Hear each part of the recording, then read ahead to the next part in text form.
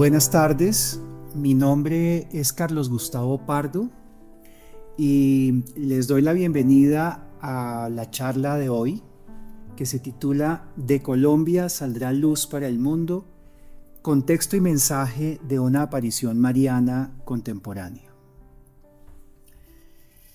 En el año 1942, el Papa Pío XII le dirigió un radiomensaje a los colombianos con motivo del Congreso Internacional Mariano que tenía lugar en Colombia ese año.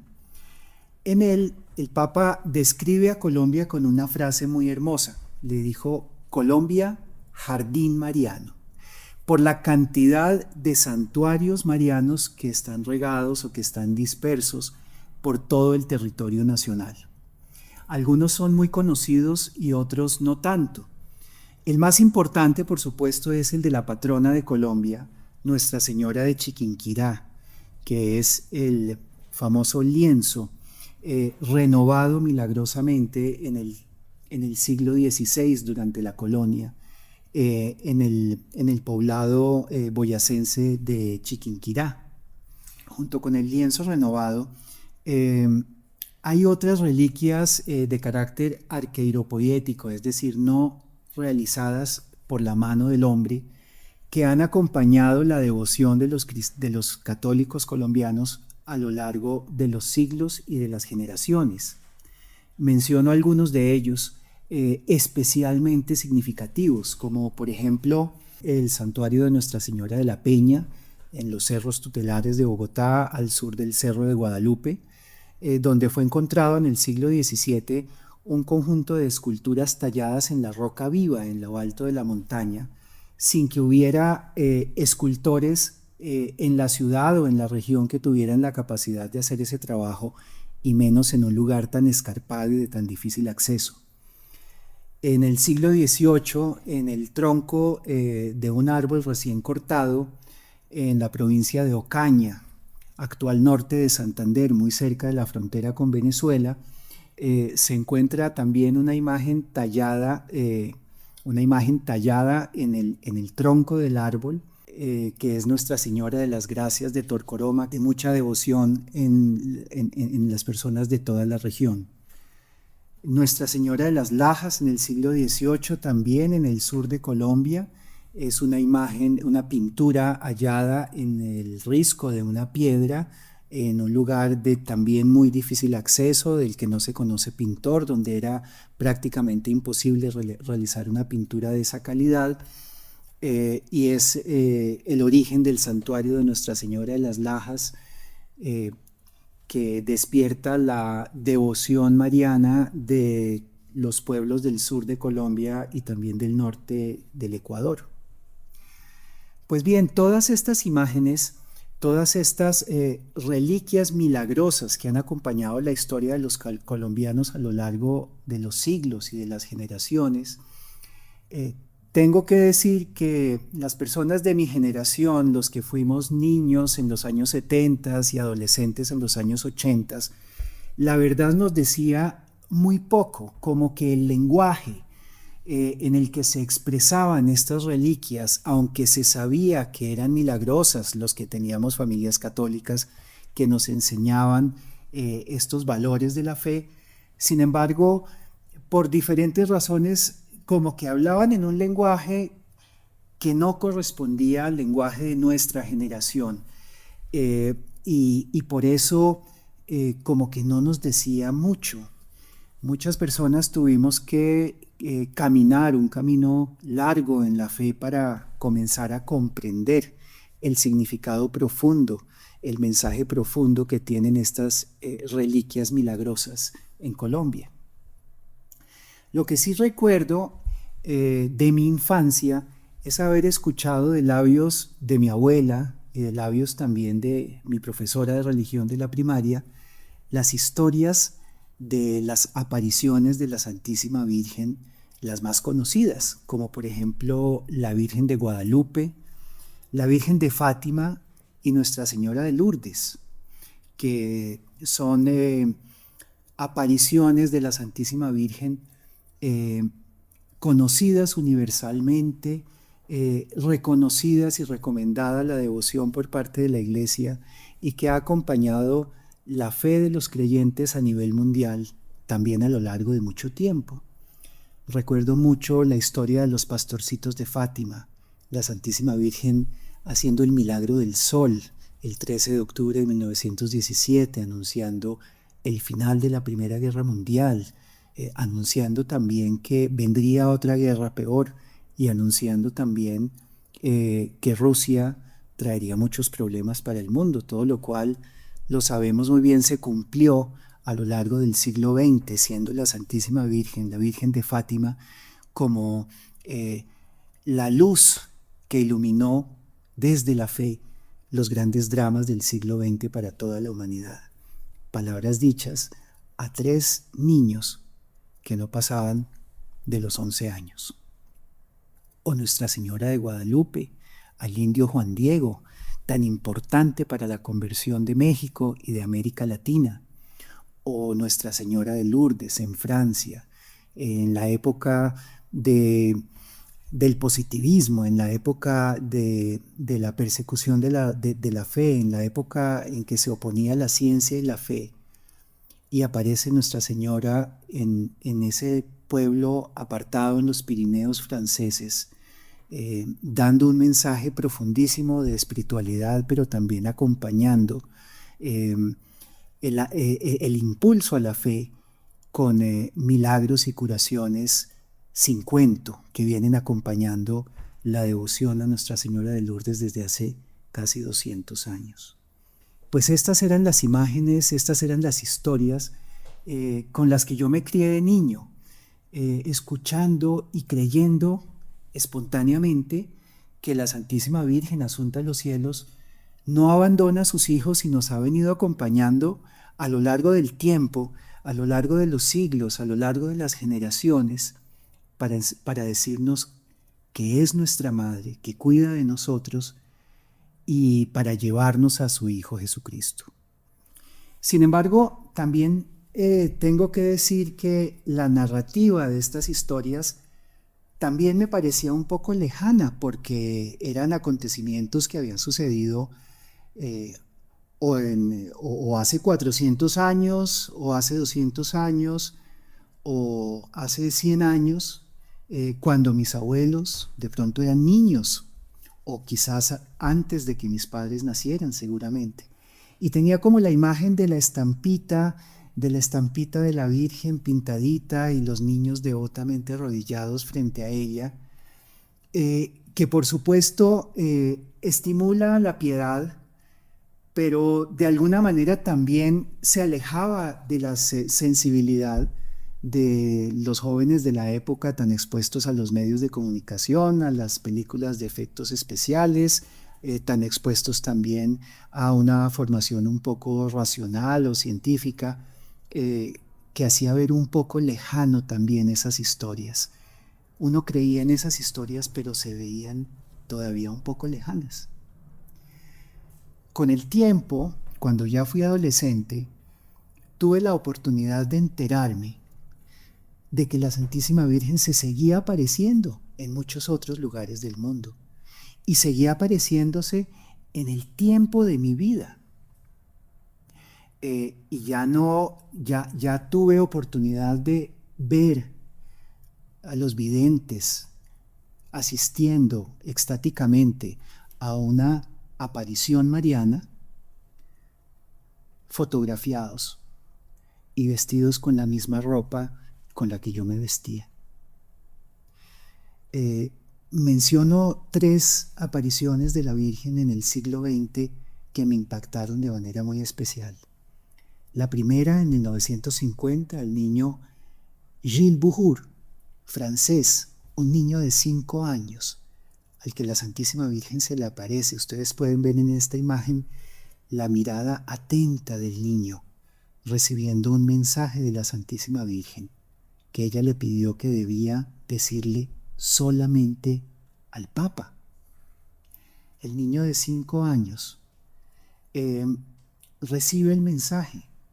De manera especialísima, sus padres, los sacerdotes que rodeaban el fenómeno le creen y le consiguen una cita con el Papa. Y cuando el niño habla con el Papa, le dice: el secreto que me pidió la Virgen que te dijera es que ella no está muerta, sino que fue llevada al cielo con su cuerpo y su alma. El Papa Pío XII recibe ese mensaje del niño como una confirmación de algo que venía pidiéndole a la Santísima Virgen, porque estaba próximo a proclamar el dogma de la Asunción de la Santísima Virgen y estaba pidiéndole a Nuestra Señora que le diera una última confirmación que llegó a través de un niño de 5 años. Ese mismo año, pocos meses después, la Iglesia tuvo la alegría de recibir la proclamación de la Asunción de Nuestra Señora a los cielos en cuerpo y alma como dogma de fe.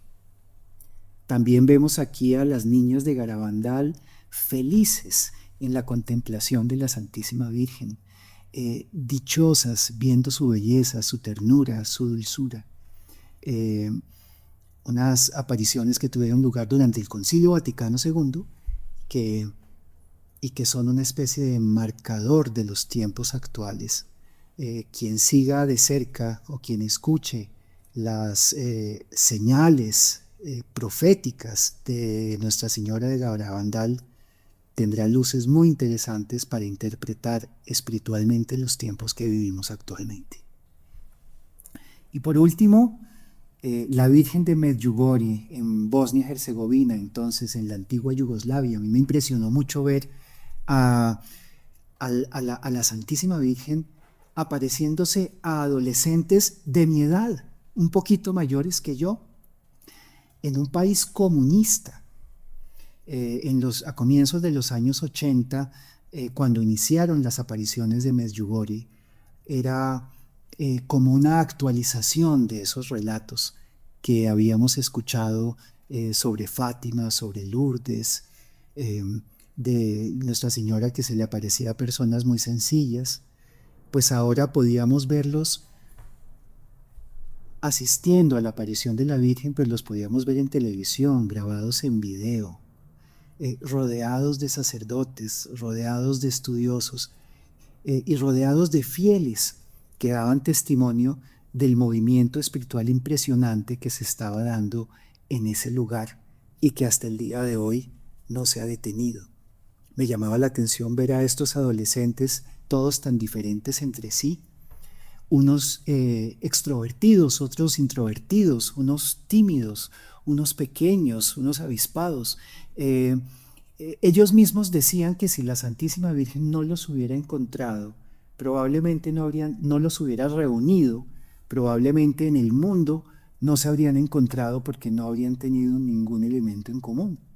Tan diferentes, tan diversos eran entre ellos y sin embargo resultaron unidos los 7 jóvenes en una misión que traspasó las fronteras y que hasta el día de hoy da frutos de gracia por todo el mundo.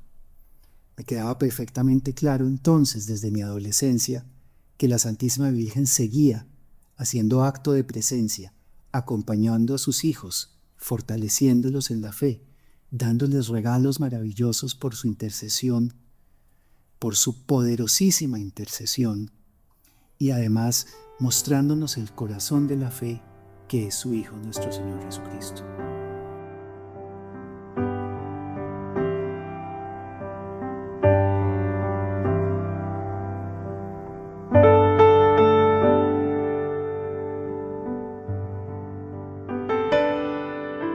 Yo tuve el privilegio de recibir en mi casa una formación católica, una formación en valores que agradezco y valoro muchísimo. Una formación equilibrada, una formación en la libertad, en la alegría, una formación en el deslumbramiento de la maravilla que es el regalo de Dios a la humanidad. a través de nuestro Señor Jesucristo y especialmente a través de la Santísima Virgen. Como les decía, todos estos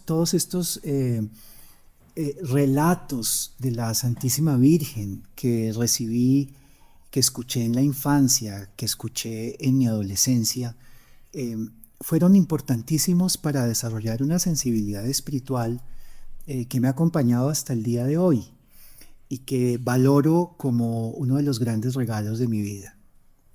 Sobre todo el saber que la Virgen se seguía apareciendo, cómo se aparecía en Fátima, cómo se aparecía en Guadalupe, seguía manifestándose y dando su cariño y dando su amor y dando su luz y dando su gracia a los hijos que la aman en el mundo entero. Yo me sentía satisfecho de formar parte de una generación donde había tantas manifestaciones marianas. Lo que nunca me imaginé es que tuviera la oportunidad en un momento muy cercano de mi vida, muy próximo a mi adolescencia, de conocer tan de cerca una manifestación mariana que estaba teniendo lugar en mi propia ciudad, muy cerca de mí. En el año 1994, yo acababa de graduarme como comunicador social y periodista en la Universidad de La Sabana. Y la universidad pues tuvo la confianza de invitarme a trabajar con ellos como profesor en la Facultad de Comunicación, como profesor de teoría de la comunicación. Yo tenía en ese momento 23 años solamente, parecía más como un monitor que un profesor. De hecho, ni siquiera había recibido el grado porque acababa de aprobarme mi tesis de grado, me faltaba el requisito del grado. Sin embargo, la universidad tuvo la confianza de contratarme como profesor para los estudiantes de primer semestre. Ese segundo semestre del 94, yo estaba apenas empezando, era contemporáneo de mis estudiantes y participábamos y seguramente por eso tuvimos una muy buena relación de confianza, porque teníamos los mismos referentes generacionales, habíamos visto las mismas películas de televisión de niños, teníamos la experiencia de lo que era levantarse los sábados a las 7, 8 de la mañana a ver televisión en el cuarto de los papás, las mismas películas de televisión, los mismos gustos musicales, la misma música de los años 80, el mismo cine. Pues bien, ese semestre ocurrió algo que nunca en mis veintitantos años de vida como profesor universitario me volvió a ocurrir. Pocas semanas después de comenzar el curso de teoría de la comunicación con mis 50 estudiantes, recuerdo muy bien que se me acercó una joven, una de mis alumnas, una joven que no era muy diferente de las demás, arreglada, muy educada, muy respetuosa, se maquillaba de una manera muy parecida a sus otras compañeras. Las estudiantes de comunicación social de los años 90 tenían todas como una aspiración de pronto a ser presentadoras de televisión y por lo tanto se arreglaban muy bien incluso para ir a clase. Esta alumna se me acerca y me dijo algo lo más insólito que me ha dicho nunca un estudiante durante toda mi carrera profesional. La alumna se me acerca y me dice: Carlos, yo quiero decirte algo. Resulta que a mí la Santísima Virgen se me manifiesta. Yo he tenido apariciones de la Santísima Virgen y yo quisiera invitarte al rosario que tiene lugar en mi casa todos los lunes. Mi casa queda en el barrio Nicolás de Federman y quiero decirte que estás invitado. Yo no supe en ese momento qué decir, la verdad. Sí noté que era muy sincera, o sea, yo no tuve en ningún momento la menor razón para suponer que estuviera diciendo una falsedad. Incluso recuerdo muy bien el momento en el que me dijo que tenía sus manifestaciones de la Virgen. Cerró los ojos y vi cómo le temblaban los párpados, como si estuviera evocando una experiencia sublime y profunda. Esta alumna se llamaba Carolina Name. Yo diría que yo no sabía que ella ya en ese momento era conocida entre los jóvenes de la ciudad de Bogotá, precisamente por lo que me acababa de decir. Y como yo no tenía mucho conocimiento de esto, y no tenía tampoco ningún motivo para desconfiar de la sinceridad de sus palabras, decidí ponerle como en manos de Dios que me diera una luz sobre cómo manejar este caso. 23 años, primera vez que doy clase en la universidad, una materia que es teoría de la comunicación, y una alumna me dice que se le aparece la Virgen y que me invita al rosario. Pues yo no sabía en esa época nada de criterios de discernimiento de las apariciones marianas, que es un tema complejo, delicado, con muchas aristas que la Iglesia se toma muy en serio. Pero sí sabía de un criterio para discernir las cosas de Dios que el mismo Jesucristo da en el Evangelio, y es: por sus frutos los conoceréis. De manera que me puse en manos de Dios e internamente, íntimamente, le pedí que me diera alguna luz respecto de ese criterio para poder manejar la situación que se me estaba presentando en mi curso. Y para mi sorpresa, lo que empezó a suceder a partir de entonces es que los estudiantes se empezaron a convertir. ¿Qué significa que se empezaron a convertir? Que me los empecé a encontrar en fila, haciendo fila para confesarse, haciendo fila para comulgar en la misa diaria que ofrecía la universidad en ese tiempo, en las horas de la mañana o al mediodía. Y me los empecé a encontrar rezando el rosario en diferentes lugares del campus, en los prados, alrededor en la plaza en la plaza central, donde antes había un magnolio que era el punto de encuentro de los estudiantes. Allí me los encontraba rezando el rosario, en la capilla de la Virgen de las Aguas, al lado de la rectoría, o en las gradas de la entrada al oratorio. Y eran estudiantes que estaban asistiendo al rosario de Carolina. De hecho, ella era la que dirigía los rosarios, y yo empecé a ver que cada vez más y más estudiantes asistían y se reunían con ella en las horas libres en el campus de la universidad. Eso a mí me satisfizo mucho, me dio mucha alegría, y empecé a ver como que ya empezaba a haber una respuesta a lo que había pedido. Sin embargo, todavía yo no quería asistir al rosario porque yo me sentía estudiante, profesor de todos los alumnos, de los que creían y de los que no, de los que iban y de los que no, y quería mantener una objetividad que me permitiera seguir cumpliendo mi función como profesor de teoría de la comunicación de los 50 estudiantes. Por esa razón no asistí.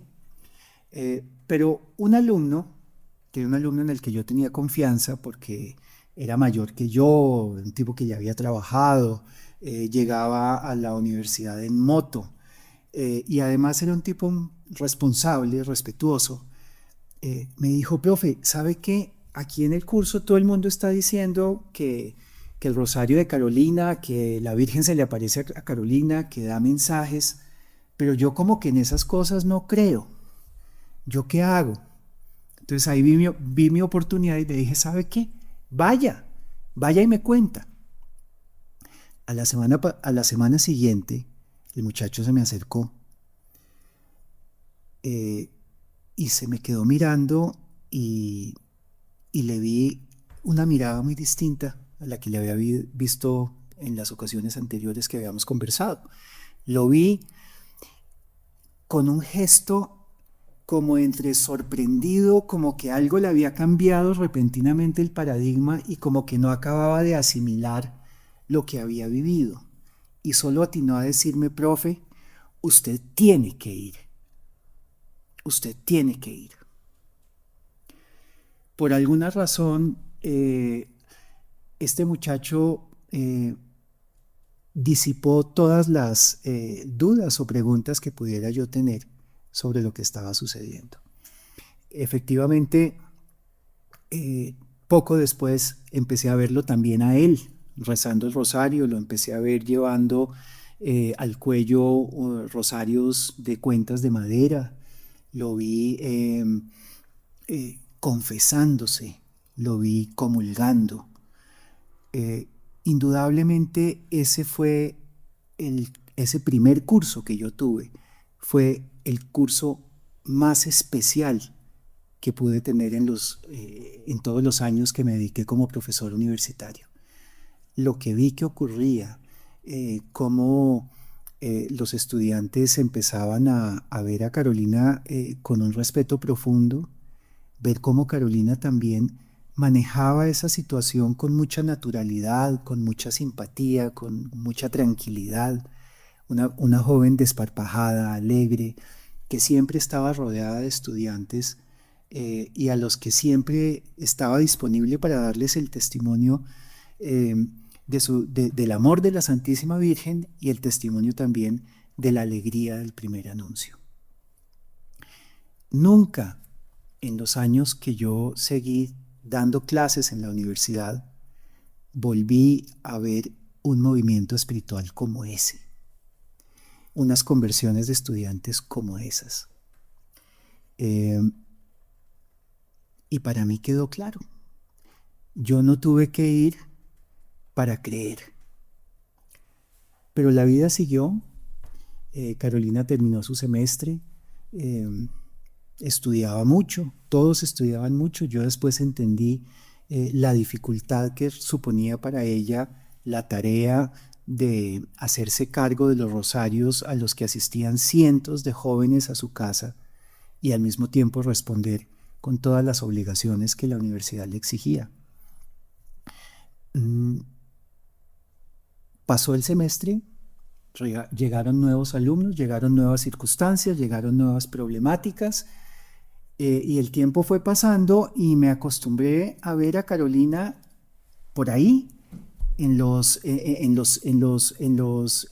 plazas, en los parques de la universidad, nuevamente rodeada siempre de estudiantes, alegre e invitándolos a su rosario del lunes en su casa del barrio Nicolás de Federman. Hasta que un día como que no la vi más. Por esa época, la universidad me había ofrecido la oportunidad de viajar a España, a la Universidad de Navarra, a hacer un doctorado en filosofía. Y ya iba a viajar, eso fue en el año 1996, ya estaba a punto de viajar, cuando me encontré a la salida de la universidad con una alumna, que había sido alumna mía de teoría de la comunicación un par de semestres antes, y se ofreció llevarme en su carro hasta Bogotá. Me fui con ella y en el camino me preguntó si yo me acordaba de Carolina Nami. Le dije, por supuesto que me acuerdo. ¿Cómo está? Porque no la he vuelto a ver.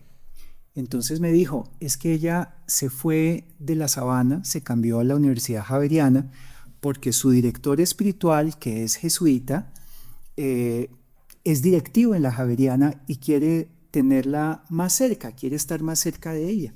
A mí me pareció pues muy lógico, me pareció muy bien. Eso sí me dio mucho pesar de que ya no estuviera entre nosotros, porque esa labor tan hermosa de acercar a sus contemporáneos a Dios era algo increíble, un fenómeno maravilloso que estaba ocurriendo en la Universidad de La Sabana y que yo atestigué durante todos esos semestres. Ella me dijo que resultó que ella era hija de una amiga muy, muy cercana de los padres de Carolina. Entonces yo le dije, pues si tú todavía te ves con ella, hazme un favor, mándale mis saludes. Y pues conociendo cómo es la Universidad Javeriana, una universidad muchísimo más grande, más abierta, una universidad de pronto posmoderna, yo me imaginé que, que probablemente iba a tener que enfrentar su testimonio, eh, o el rechazo o la indiferencia o incluso probablemente la agresión de algunas otras personas. Así que sentí que ese era el momento de darle un mensaje de ánimo y le dije: Sofía, dile por favor a Carolina que yo le creo. Lo que yo no sabía en ese tiempo era que Carolina ya era una persona reconocida como un instrumento de la Santísima Virgen en la ciudad de Bogotá, y que tenía el acompañamiento de personas muy importantes de la iglesia que estaban observando atentamente el fenómeno que estaba ocurriendo a través de ella. Un fenómeno bellísimo en el cual la Santísima Virgen se manifestaba en su éxtasis y transmitía unos mensajes con un tono de voz dulcísimo, tiernísimo, y con palabras dulces, sabias y profundas, a partir de las cuales comenzaba a formar a una comunidad. Tampoco sabía que la Santísima Virgen había elegido un lugar en las montañas de Facatativá para que se sembrara un jardín que fuera un lugar de oración, un lugar de encuentro con la Santísima Virgen, un lugar de gracia, donde ella prometía manifestarse de manera especial e interceder y dar gracias especiales a quienes acudieran allí con fe.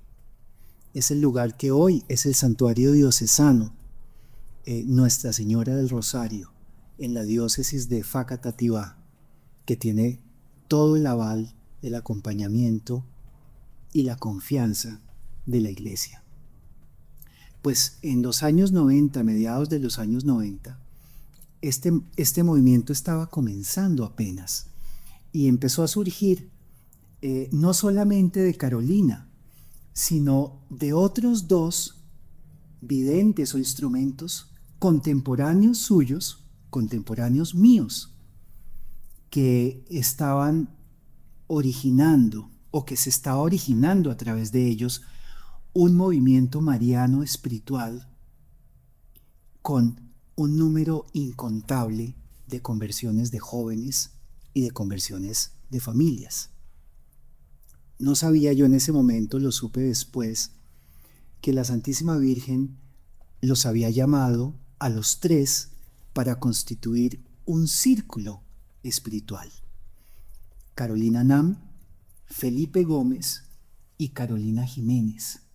Cada uno con su propia misión, pero los tres unidos en una gran misión, los tres unidos en un llamado en el mismo lugar geográfico, proveniendo de ambientes similares y dirigido, en los tres casos, a un mismo grupo humano en la ciudad de Bogotá.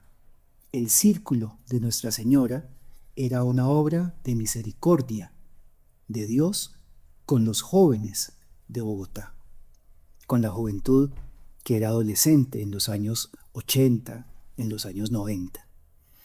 Pues bien, esas misiones diferentes, porque cada uno tenía un llamado, tenía una tarea propia, esas misiones convergían especialmente en el santuario, en el Jardín de la Virgen de Facatativá, que por esa época empezó a crear un movimiento de peregrinos que dura y crece hasta el día de hoy. Es muy interesante notarlo porque por esa época también empecé yo a oír hablar de Felipe Gómez, de los rosarios en su casa, en la zona de Cedritos, en el barrio del Contador de Bogotá, al norte de Bogotá. Empecé a oír su música, empecé a oír sus predicaciones, empecé a oír hablar de él y de las conversiones que ocurrían alrededor suyo, y también de Carolina Jiménez, de la belleza de los mensajes que recibía, de los rosarios, y de especialmente unos contenidos recibidos por mensajes de la Santísima Virgen a través de Carolina Jiménez, donde se sentaban las bases de una hermosísima espiritualidad en el jardín de la Virgen, toda fundada en analogías del cultivo del campo, en analogías donde las flores correspondían a las almas, donde los tiempos de la maduración espiritual corresponden también a los tiempos o son semejantes a los tiempos del crecimiento de las plantas, a los tiempos del crecimiento de los árboles, donde el cultivo de las virtudes y donde el cultivo de la fe se semejaba al cultivo del campo. Exigía paciencia similar, exigía cuidado, riego, abono, atención, poda, similar a la que necesitan las plantas en el campo para dar su fruto. Pues bien, todo este movimiento de jóvenes con el acompañamiento de la Iglesia causó verdaderamente transformaciones importantes en la vida de mis contemporáneos. Yo pertenezco a una generación que recibió el privilegio de que la Santísima Virgen entrara a sus casas, los sacara de los bares, los sacara de la vida hedonista de los jóvenes de la ciudad y les mostrara la belleza del amor de Dios y la belleza y la ternura de la Santísima Virgen María, que es Madre de todos, también de los jóvenes estudiantes en Bogotá.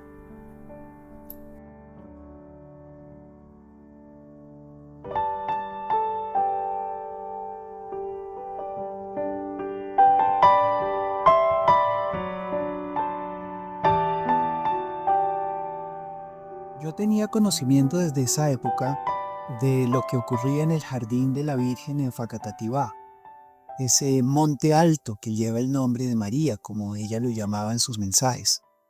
Y fui en algunas ocasiones, eh, pero lo cierto es que con el tiempo dejé de asistir. eh, la vida me llevó por otro camino. Poco tiempo después me casé, tuve 3 hijos que ahora están los 3 en la universidad, eh, y la vida siguió su curso hasta que hace unos años, tal vez unos 2 o 3 años más o menos, eh, sentí el deseo nuevamente de acudir al santuario de Facatativá a pedirle a Nuestra Señora una gracia muy especial. Acudí con mi esposa y con mi hija mayor. Ese día llovió. Nos llamó mucho la atención ver la devoción de los peregrinos, peregrinos de todas las condiciones sociales, personas que llegaban en sus carros, en sus camionetas, y peregrinos que llegaban a pie descalzo, subiendo desde la carretera por la vereda despavimentada, para ofrecerle esos sacrificios a nuestro Señor por las almas agonizantes, los que estaban muriendo en ese momento sin asistencia espiritual. Me llamó mucho la atención ver la devoción y la fe de personas de todas las condiciones sociales, de todos los niveles culturales, gente que venía de Bogotá, gente que venía de los pueblos aledaños, todos convocados a rezar el rosario y a asistir a la Eucaristía. Ese día llovió mucho. Cuando escampó y terminamos de rezar el rosario, pensamos en irnos, pero resulta que mi hija, perdón, tenía ganas de confesarse. Y el padre se fue y no tuvo oportunidad de confesarse y le preguntó a uno de los señores que estaban allá cuidando el jardín dónde podría encontrar al sacerdote. Y el señor le dijo, en la casa que está ahí al frente, al lado, donde están todos esos carros parqueados, en esa casa está el padre, si quiere vaya y se confiesa allá. A mí realmente me dio pena, me dio como vergüenza ir a una casa privada que estaba ahí cerca, pero digamos que la insistencia de mi hija me venció y decidimos sí, a ver si lo encontrábamos. Cuando llegamos nos atendió un señor como un cuidandero de la finca, nos dijo que el sacerdote ya se había ido pero si queríamos podíamos pasar al rosario. Pasamos al rosario, entramos a una sala llena de gente, llena de familias, había gente de todas las edades, había personas mayores, ancianos, papás, mamás, niños, adolescentes, eh, un ambiente muy lindo, un ambiente muy agradable. Y había 3 sillas vacías a la entrada, entonces nos sentamos y participamos del rosario, un rosario rezado con calma, sin afán, meditado, cantado, y guiado por una persona que estaba sentada en un nicho desde donde yo no alcanzaba a reconocerla. Pero me gustó la oración, me gustó la invocación a los ángeles, me gustó el tono de la oración, el que se hubiera hecho sin afán, sin correr, como una reunión de familia, una familia que se reúne alrededor de la mamá y que no tiene afán de irse, porque están felices en compañía de ella. Esa fue la sensación. Y lo que sucedió después eh, es la razón por la que estoy aquí en este momento hablando con ustedes. En un momento dado se hizo silencio. En ese momento vi que las personas se arrodillaron. Yo también me arrodillé. La persona que dirigía el rosario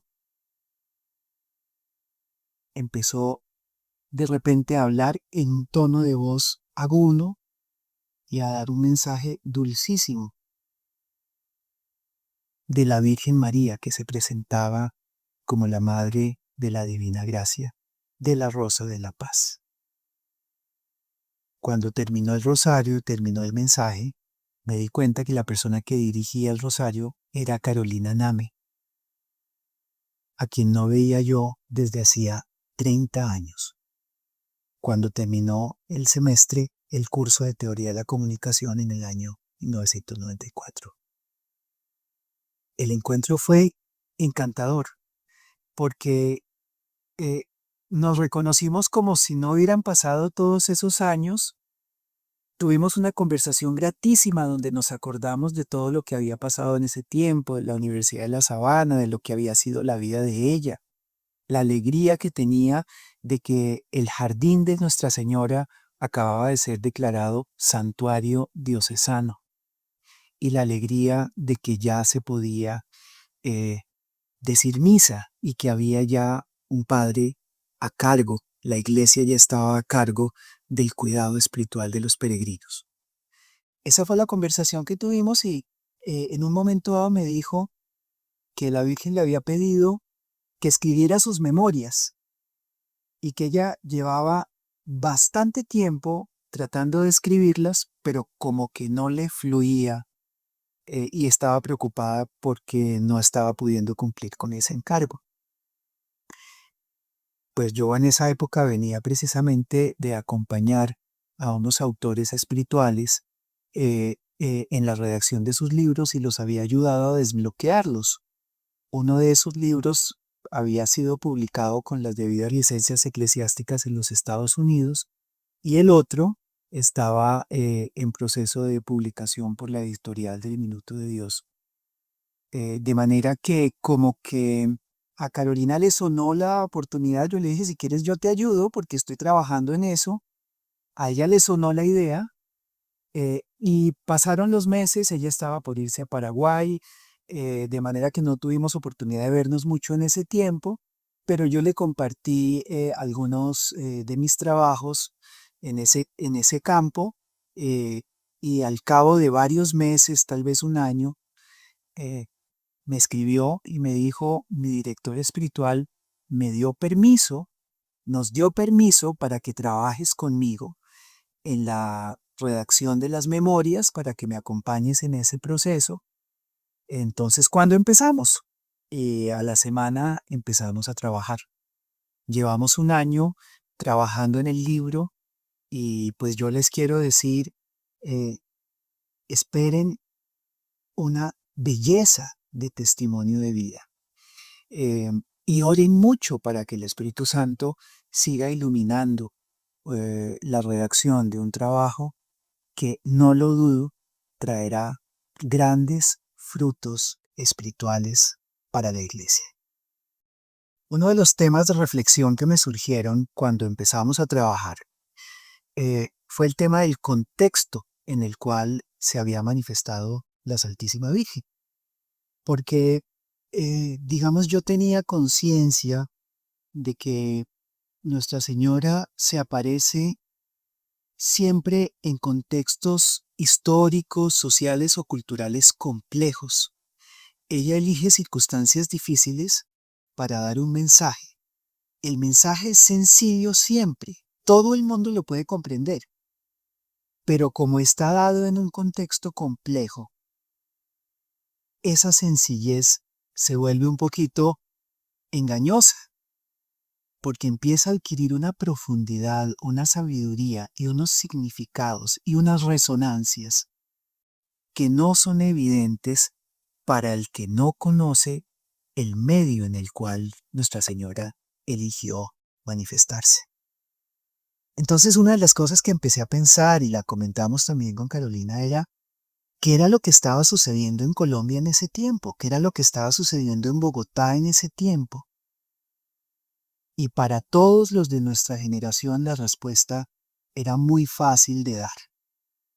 Eran los momentos más difíciles del conflicto armado hasta la fecha.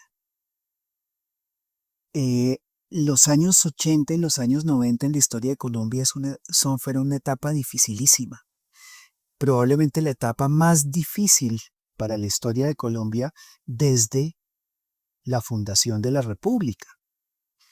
El país estaba arrastrado a un conflicto armado interminable, a una guerra que llevaba por lo menos desde la década de los años 40, haciéndose cada vez más complicada, más enredada, más cruel, sacando cada vez lo peor de los colombianos, generando conflictos multilaterales, donde había grupos que se peleaban entre ellos y se aliaban para pelear contra otros o contra el Estado, y donde sobre una base de una guerra bipartidista se había construido una guerra fría de guerrillas, y sobre esa base de la guerra fría se había construido una guerra de represalia del paramilitarismo, y sobre esa otra guerra se había construido también una guerra del narcotráfico, en la que algunas potencias extranjeras también intervenían. Y en el medio de todo, una población civil empobrecida que no quería la guerra y que tenía que sufrir los reclutamientos forzosos de sus hijos, el desplazamiento forzado de sus fincas, el secuestro extorsivo en las ciudades o en los campos, hasta el punto de que por esa época era peligroso salir de las grandes ciudades y desplazarse por tierra al campo.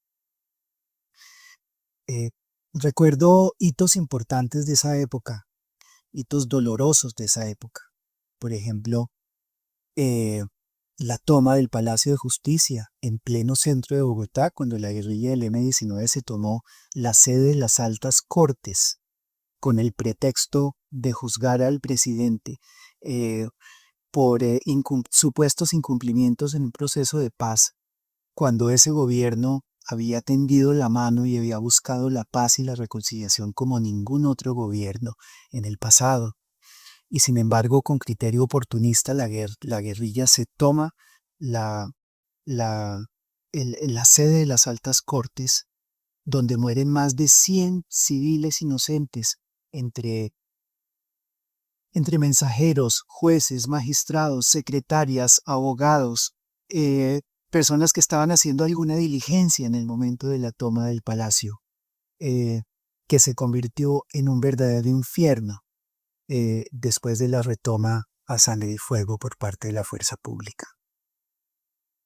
El país quedó conmocionado con semejante tragedia, y más conmocionado una semana después, cuando, como si la naturaleza protestara ante semejante violencia y ante semejante odio y ante semejante sedicia, en la guerra, hace erupción el volcán Nevado del Ruiz una semana después y genera una avalancha de lodo y piedras que se lleva por delante la ciudad de Armero, produciendo más de 20.000 víctimas mortales.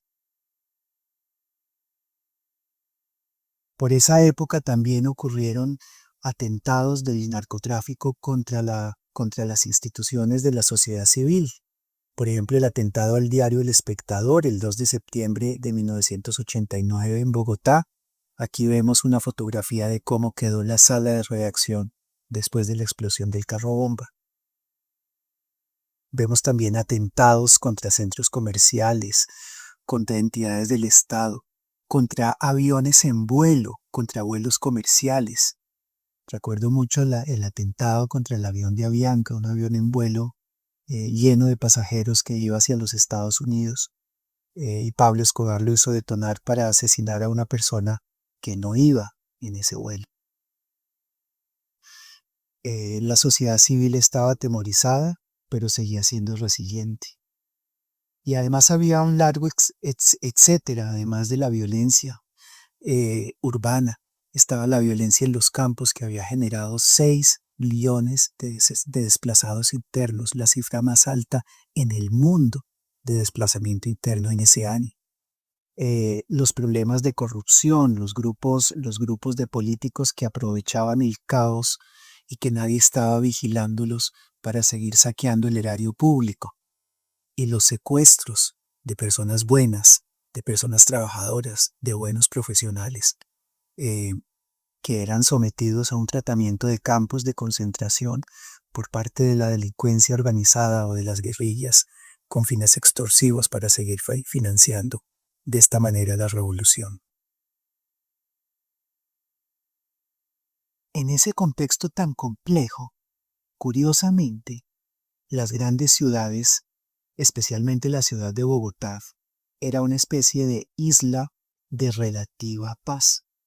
Nosotros los jóvenes de esa época, que veíamos todo ese drama en el campo y a través de las noticias, o que nos enterábamos de los secuestros por familiares o por compañeros del colegio, de todas maneras nos encontrábamos hasta cierto punto resguardados de la violencia que azotaba al resto del país.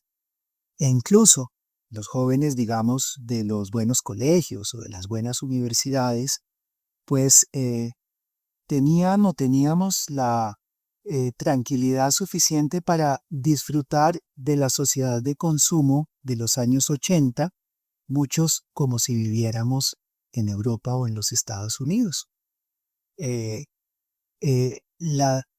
La juventud de los años 80 fue una juventud muy consumista, muy materialista, muy alejada de los valores de Dios, seguramente muy expuesta a los medios de comunicación, muy expuesta a la televisión, muy expuesta al cine, muy expuesta a la música, que sin negar pues la calidad de muchos de esos productos generaba una gran disipación y llevaba en direcciones muy alejadas de lo que es la vida espiritual. Llevaba a una vida de rumba, a una vida de fiesta, a una vida de superficialidad, incluso una vida de arrogancia y de ostentación del dinero, que muchas familias tuvieron que hacer silencio frente a esa ostentación ante el drama de haber sido secuestrados precisamente por el dinero que ostentaba. La ciudad era una especie de espacio tranquilo, sí, donde se podía todavía salir a los centros comerciales. Hubo épocas en las que hubo atentados hasta en los cajeros automáticos. Hubo épocas en las que hasta salir a comerse un helado podía ser causa de muerte. Pero en general, la ciudad de Bogotá era una ciudad donde los jóvenes podían disfrutar de la vida mientras el resto del país se desangraba en la guerra.